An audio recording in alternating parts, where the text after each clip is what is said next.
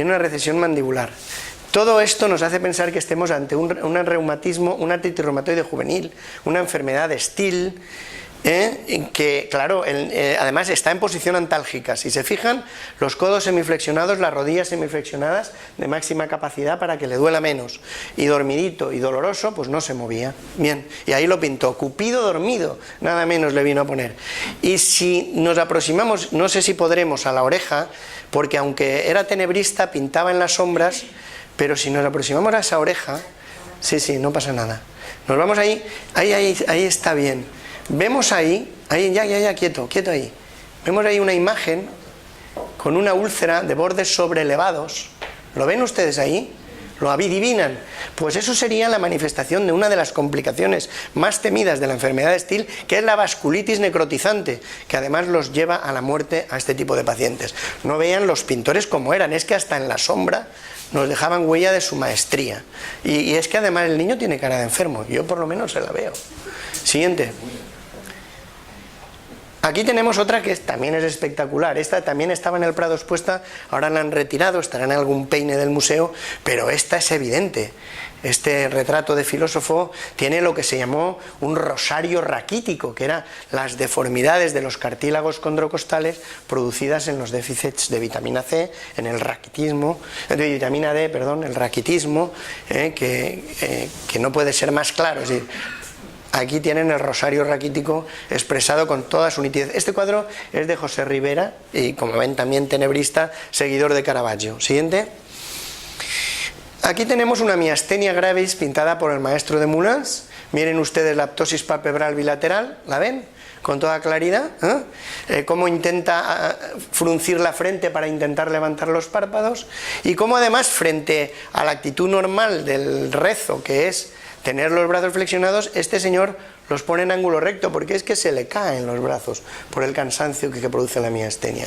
Por tanto, tenemos un caso evidente de miastenia gravis en este señor, el canciller Jean Roulin.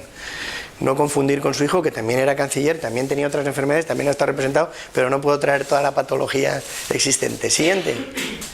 Aquí tenemos un síncope vasovagal en este magnífico tríptico, en este, descendimiento de Cristo de Van der Weyden, palidez, evidente. Siguiente. Y aquí tenemos un cuadro a Francesco Giamberti, que este señor era un funcionario de la corte de los Médicis y fue pintado por Piero di Cosimo. Aquí vean, hay una arteria tortuosa, una zona pseudocicatricial, hay una ceja decolada, no hay pelo más que aquí, al coincidir de la ceja, y no hay pelo en la zona de la patilla. Es decir, es una arteritis de la temporal, de libro, pero de libro. Bien, este señor era músico de la corte y el riesgo era que perdiera la vista, porque una de las complicaciones de la arteritis temporal es la ceguera. Siguiente.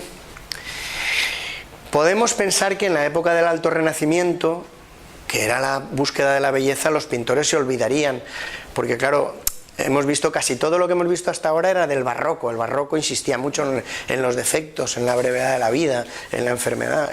Por el contrario, el Renacimiento, el Alto Renacimiento, Rafael, que es el caso que estamos viendo, podíamos pensar que se iba a olvidar de los defectos, pero no.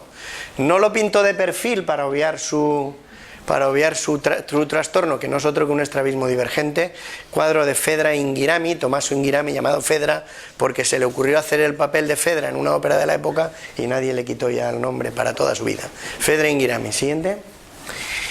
Aquí tenemos un cuadro, estamos repasando las épocas, ahora vamos a saltar al 19, para ver que el pintor realista no se detiene ni tiene que ver con las épocas. Este es un cuadro que tuvo su importancia en la época de Fernando VII, se llama El hambre en Madrid, y es una obra de Aparicio Inglada, que es un pintor alicantino prácticamente desconocido hoy en día. Este cuadro adquirió a partir de su restauración una importancia histórica porque fue el primer cuadro panfletario.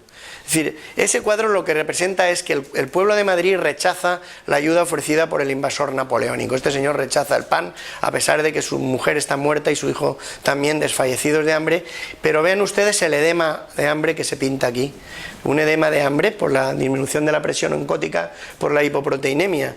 Entonces, bueno, fue reproducido en tipografía en calcografía, para poderlo repartir como propaganda. Fue el primer cuadro panfletario, el primer intento de propaganda masiva a partir de una obra de arte. Siguiente. Aquí, si aumentamos en este cuadro, que es de Rodrigo y Francisco de Osona, Cristo ante Pilato, si aumentamos mucho aquí, vemos un señor con una nariz. Si no lo aumentamos más no lo veremos, pero ahora sí, ya lo vemos ya. Vean la nariz que tiene. En un cuadro de una afección rinoscleroma, se llama la afectación producida por la Klebsiella rhinoscleromatis, una infección crónica de los tejidos blandos de la nariz que produce este tipo de patología con esa nariz tan desproporcionada. El siguiente, Lucas Cranach, vemos una hidrocefalia. Y claro, si sabemos la vida de Lucas Cranach tenía un hijo hidrocefálico. Luego es obvio que para pintar este cuadro probablemente estaba representando a su mujer con el hijo hidrocefálico, el exceso de producción o la falta de reabsorción de líquido cerebrolíquido o la interrupción de su circulación. Siguiente. En este descendimiento de Pedro Machuca, por ahí debajo vemos unas paperas, una parotiditis epidémica. Tampoco hace falta que lo aumentemos porque se ve perfectamente. ¿Lo ven ahí? Con su cataplasma, porque entonces era lo que se ponía, cataplasma de mostaza, cataplasma terapéuticas roborantes que se llamaban en la época. La siguiente, el suegro de Velázquez, que no le perdona una a su suegro y le pinta con el cuerno cutáneo o carcinoma vasocelular, más raramente un tofo gotoso, que se localizan en el hélix. Y se ve más casi en la foto que cuando pasas por el cuadro en el Prado, como es de pequeño tamaño ni te fijas, pero es evidente que lo pinta con una lesión sobrelevada que, como digo, lo más probable es que fuera un cuerno cutáneo. Siguiente. Y aquí tenemos también atribuido a Velázquez el célebre cuadro que está en el San Pío V de Valencia, San Simón de Rojas. Lo canonizó precisamente Juan Pablo II por esta inscripción que hay aquí. Era un devoto del rezo de la Ave María.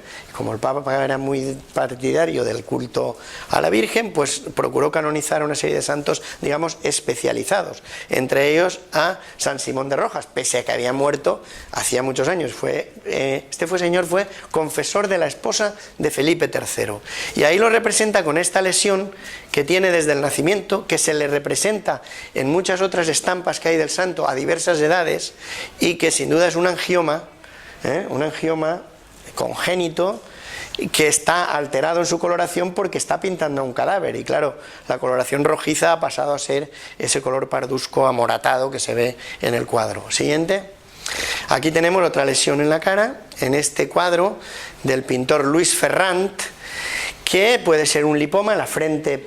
Las sienes son zonas de aparición de lipomas, y el doctor Gómez Ferrer, después de que yo di la conferencia en Valencia, me dijo que él había operado algún quiste de la cola de la ceja con similar aspecto. Bueno, pues añadamos ese posible diagnóstico diferencial, el quiste de la cola de la ceja. ¿Seguimos?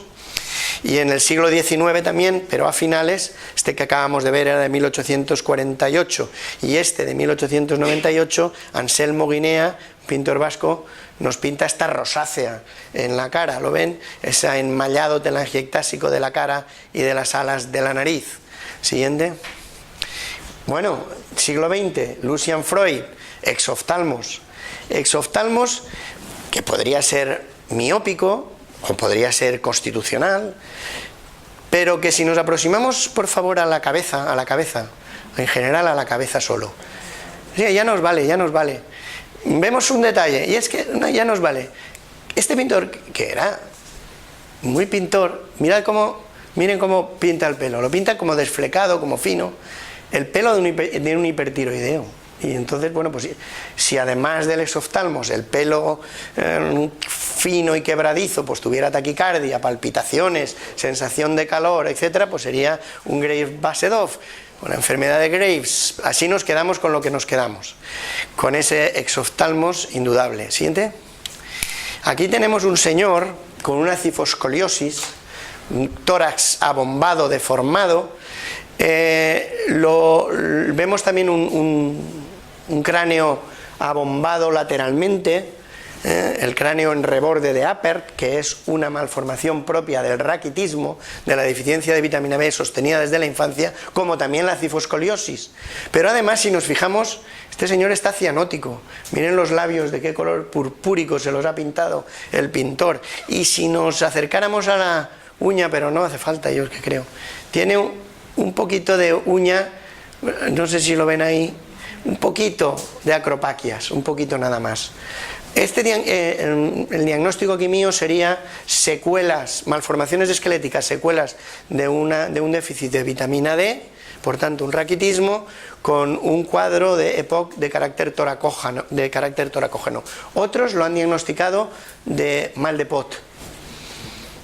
Quizá si las acropaquias fueran más intensas, sí, porque el mal de Pot es un proceso supurativo crónico, una tuberculosis ósea, y podría ser un mal de Pot, pero en fin, esas son en la literatura de esto, que también hay, porque no hay nada nuevo bajo el sol, hay mucho descrito sobre esto. Cuando quieran termino, yo. Todas las clases sociales están afectadas. Aquí el director, cuando me diga, se acabó, se acabó. Aquí tenemos la Celestina de Picasso, con su leucoma, traumático, postraumático o postinfeccioso, que indudablemente la deja ciega de ese ojo. Siguiente. O también en gente desfavorecida, aquí vemos una parálisis cerebral con una hemiplegia, ven el brazo en pronación, flexión de la muñeca, y el pie equinovaro, en una hemiplegia de larga duración. Además lleva escrita la petición de limosna, con lo cual también debe ser afásico, y lleva escrita su petición de limosna. Este cuadro es de Juan de Rivera, El mendigo. Siguiente, el celebérrimo cuadro de Sorolla, Triste herencia. Inicialmente el cuadro se iba a llamar, fíjense, Hijos del pecado, porque entonces a la sífilis atribuía casi todo. Y entonces, claro, era hijos del pecado, porque claro, la sífilis era consecuencia lógica del pecado, ¿no? Para aquellos tiempos. Y entonces aquí hay una serie de parálisis cerebrales infantiles, puede haber alguna también parálisis infantil, pero bueno, se lo dejo aquí abierto, porque este cuadro también ha tenido múltiples interpretaciones patológicas, pero para mí son la mayoría de cuadros. Fíjense además la perspicacia del pintor, como ve la parálisis flácida aquí, ven, con el... En fin, siguiente.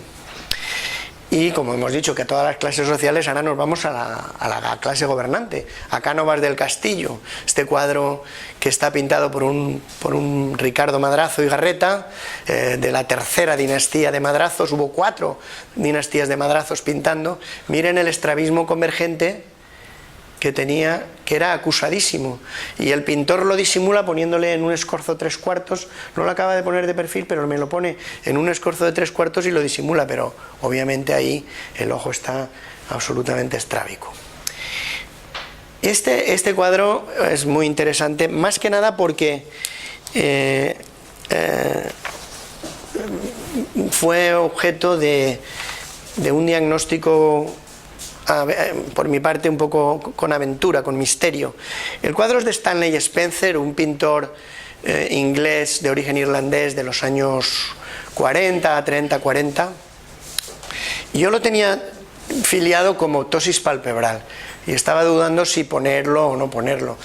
Incluso podría ser un síndrome de Claudio Bernard Horner, en oftalmos, estrechez de la hendidura palpebral, un poquito de ptosis palpebral, etc. Pero si nos fijamos bien y nos centramos en ese ojo, comparándolo con el anterior, vemos que el párpado no solamente está caído, sino que tiene como un aspecto cicatricial, ¿no ven? No es un párpado normal caído, sino que tiene una referencia como de irregularidades cicatriciales. Y el pintor es tan bueno que, aun estando el ojo iluminado, siendo este el ojo al que tenía que llegarle más luz, lo pinta más mortecino y más hundido. Es un ojo artificial, es una prótesis ocular por un traumatismo ocular. Pero es que el diagnóstico fue previo a la constatación de la biografía de la paciente y del pintor. Era una sobrina del pintor que había sufrido un traumatismo ocular. Por tanto, me produjo gran satisfacción haber diagnosticado solamente por la inspección este traumatismo ocular con pérdida del globo ocular. Siguiente. A veces los pintores son irónicos. Está Narciso mirándose en el agua, contemplando lo hermoso que es, como cuenta la historia, como cuenta la mitología, y sin embargo, si nos vamos a los pies, vemos unos hermosos juanetes, y que son bilaterales, no sé si aquí lo adivinan también. Sí, se ve, miren el juanete aquí, en Alus Valgus con el juanete espectacular. Esto no es casual, Jean Cossiers, pintor flamenco, lo pintó adrede, viendo que las imperfecciones están hasta en el más presumido de los seres. Siguiente. A veces tienen las cosas misterio, la infanta María Josefa, hermana del rey Carlos IV. Esto es un detalle de la familia de Carlos IV que es enorme, y aparece esta señora aquí.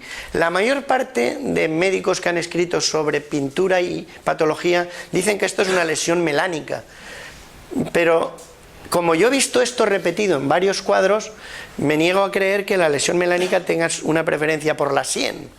Algo más tiene que haber. Entonces he estado preocupándome, llegué a un trabajo de Manuel Mena, que en colaboración con un indumentarista de la época afirma que esto es un parche terapéutico, es decir, en las cefaleas muchas veces se ponían parches en las sienes, y la infanta María Josefa nos consta que era jaquecosa y que tenía muy mal carácter. Su cuñada, la reina María Luisa, decía que era una graz, una uva verde, y contra la jaqueca se puso esta cosa. Bien, pero también se utilizaba siguiente. Bueno, está aquí la pobre señora escondida en última fila, detrás del futuro Fernando VII y de su hermano Carlos. La guerra carlista fue entre este señor y la hija de este otro. Bien, siguiente. Pero aquí está la duquesa de Alba. Aquí debajo es el célebre cuadro que aquí no se ve muy bien, pero yo se lo digo, pone solo Goya. Y la señora señala solo Goya. Goya, que es el autor del cuadro, se pone allí solo Goya, porque saben ustedes que parece ser que fueron amantes, y el amante hace gala de su relación con dama de tan noble alcurnia, nada menos que poniéndola a señalar solo Goya. Pero miren la sien, vamos a la sien, ¿qué hay en la sien? Pues en la sien hay un parche, mírenlo claramente, en la sien hay un parche. También se ponía como signo de distinción, como los lunares artificiales, se llamaba grain de beauté, granos de belleza, y se lo dibujaban y se lo ponían y se lo pintaban. Pues ahí está, o es que era jaquecosa. En los Alba ha habido tradición de jaquecas, y a lo mejor el pintor nos está desvelando el conocimiento de la intimidad de la duquesa de Alba, que por cierto se llamaba Cayetana, como la actual, y por lo visto era también algo veleidosa, y entonces le han puesto ahí su esto. Bien, sí, estos son enigmas de los que se ríe este chavalito que vamos a ver a continuación. Y como se ríe, este cuadro pintado por creo que es Franz Hals, ¿verdad? Por Franz Hals, ven ustedes ahí, nos muestra su hipoplasia del esmalte dental.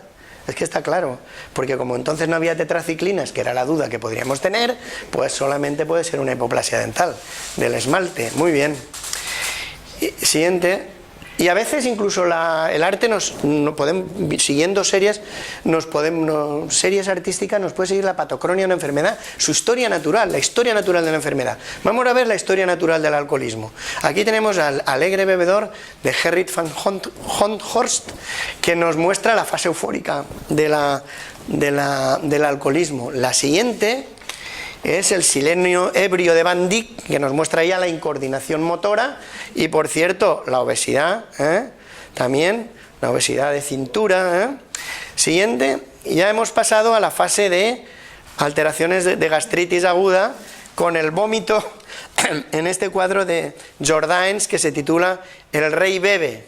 Cuando el alcoholismo se prolonga y tal, nos aparece, siguiente, ya la fase comatosa de la enfermedad. Pasa de la fase jocosa a la fase comatosa. Además, qué penetración del pintor. Todos sabemos que la mujer tiene menos tolerancia al alcohol por su relación enzimática con el alcohol de hidrogenasa, ¿no? Entonces, fíjense, cuando la mujer está en fase ya comatosa, el marido todavía está en fase eufórica de la enfermedad. Con esa fase eufórica, con esa moria alcohólica desinhibida, ¿no? ¿Qué cosas pasan? Y la siguiente ya vemos la depresión, el ajenjo. Ahí ya vemos a Eduard Degas, el cuadro muy, además con la absenta, porque la absenta no solamente produce depresión, produce alteración neurológica activa, por eso ha sido prohibida la absenta.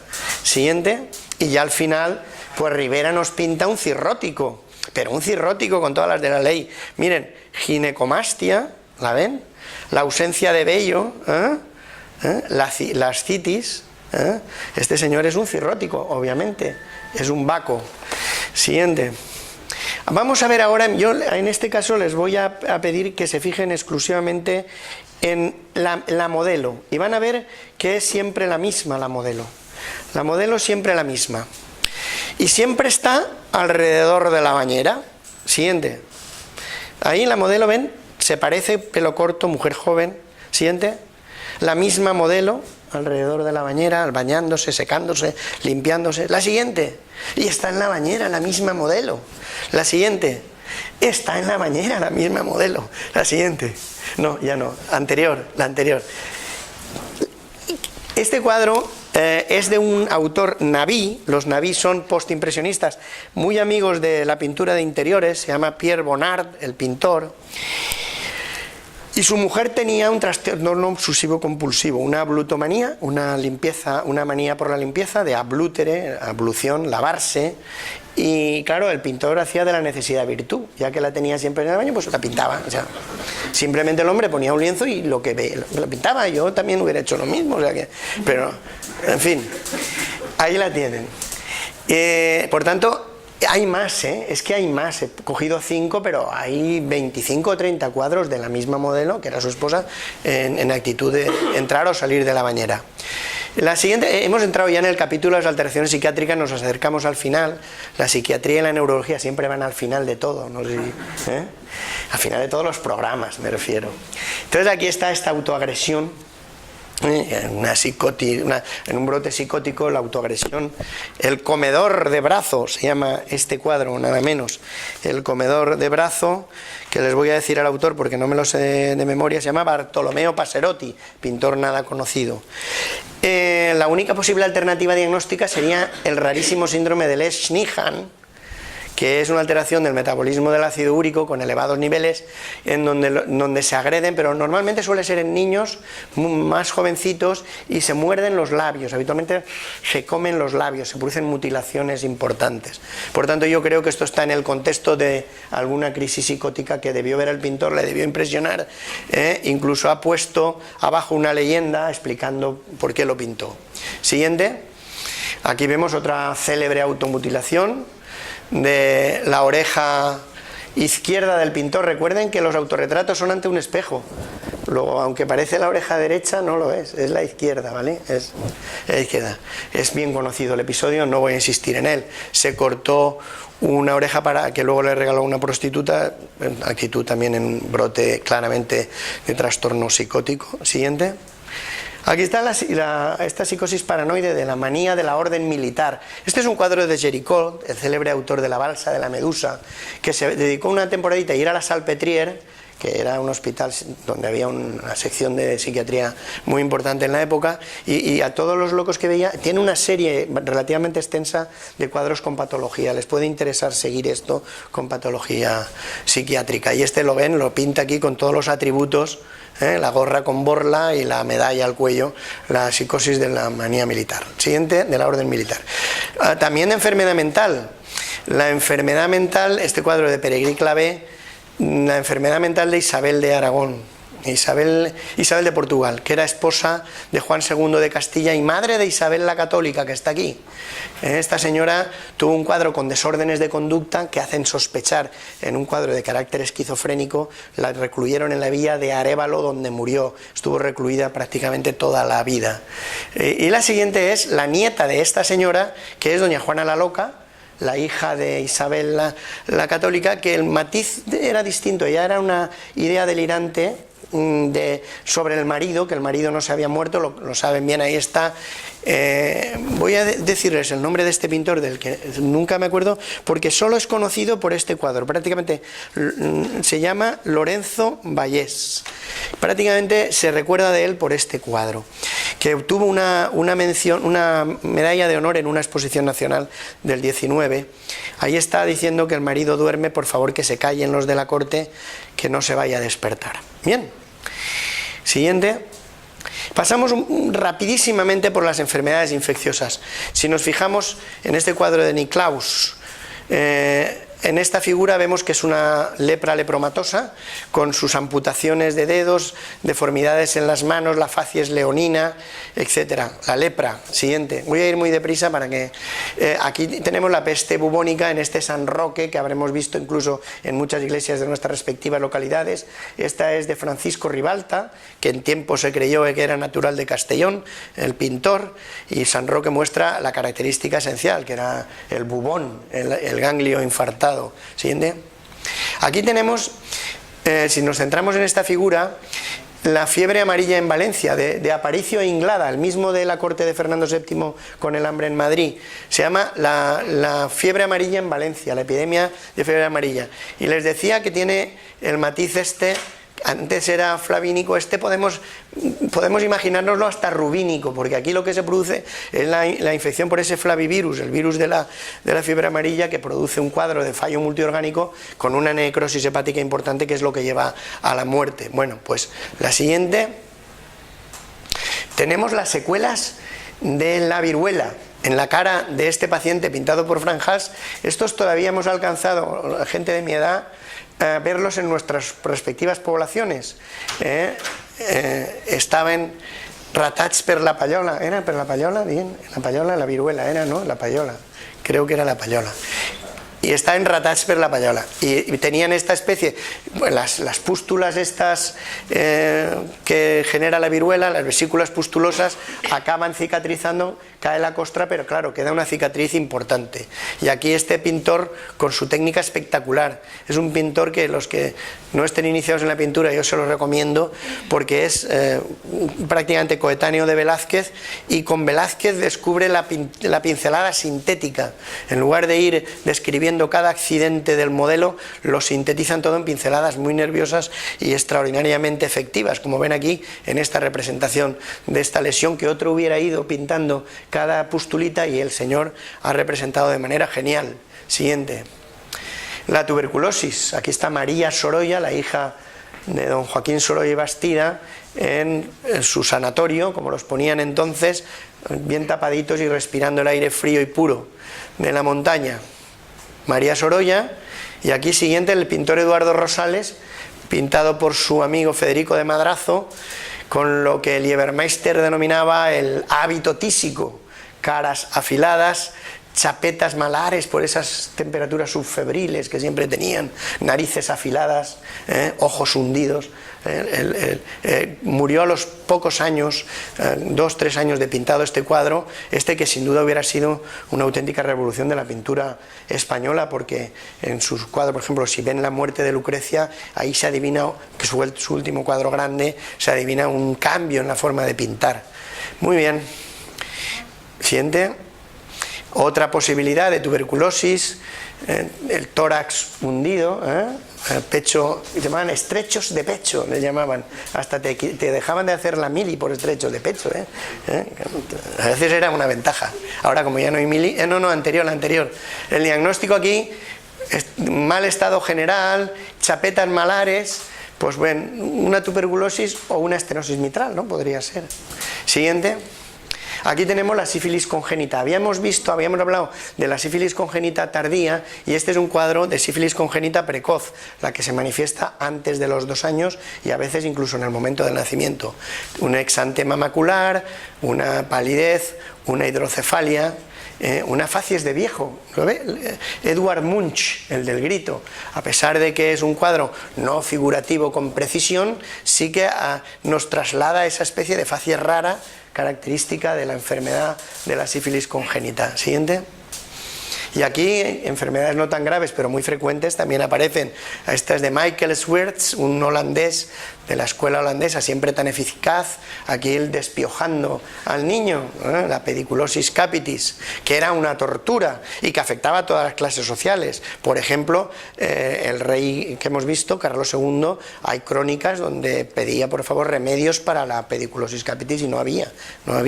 El remedio lo tuvieron los franceses cuando se raparon todo el pelo y se pusieron la peluca en tiempos de Luis XIV, ¿verdad? Siguiente. Aquí lo mismo, otra pediculosis capitis, pero aquí lo curioso es que es el niño el que despioja al viejo, la anterior era al revés. Y la siguiente, para que vean, aquí está la abuela despiojando al niño, y la he traído porque aquí puede haber variopatología. ¿Qué nos quedamos? Con un tic de este lado de la cara, con una parálisis de Bell de este otro lado de la cara, pues no lo sabemos. Y además lo traigo porque el uso de lentes, de correctores, no era privativo de las clases acomodadas. Como se ve aquí también, esta señora llevaba lentes. Siguiente.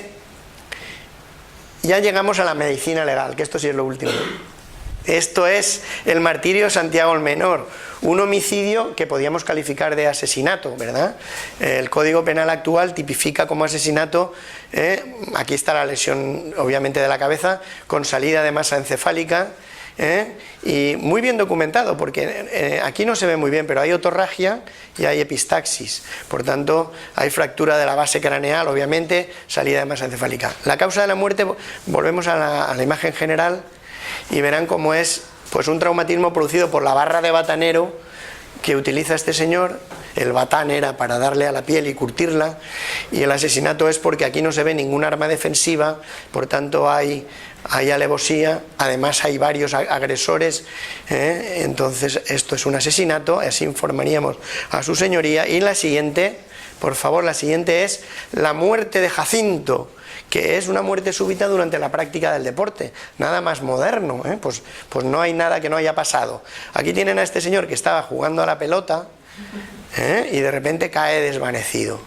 Entonces, bueno, pues ahora tendríamos que practicar la autopsia y ver qué puede ser la muerte en un paciente que tiene una miocardiopatía obstructiva que no haya sido diagnosticada, que tiene una rotura aórtica por un síndrome de Marfan, que ha sufrido un traumatismo en la zona del pecho con rotura, que tiene una malformación congénita valvular, que tiene algún síndrome más difícil de diagnosticar, que son los de la conducción, un Wolff-Parkinson-White, un síndrome de Brugada, algún síndrome de estos, pues no lo sabemos, le tendremos que hacer la autopsia.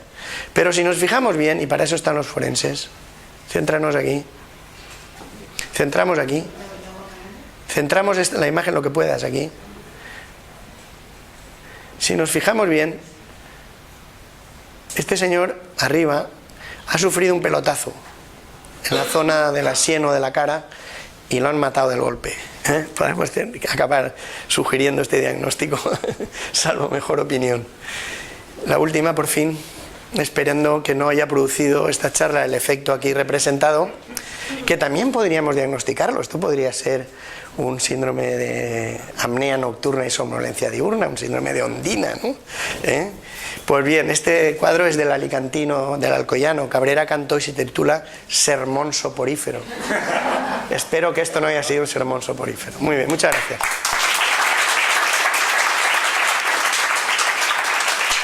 Muchas gracias.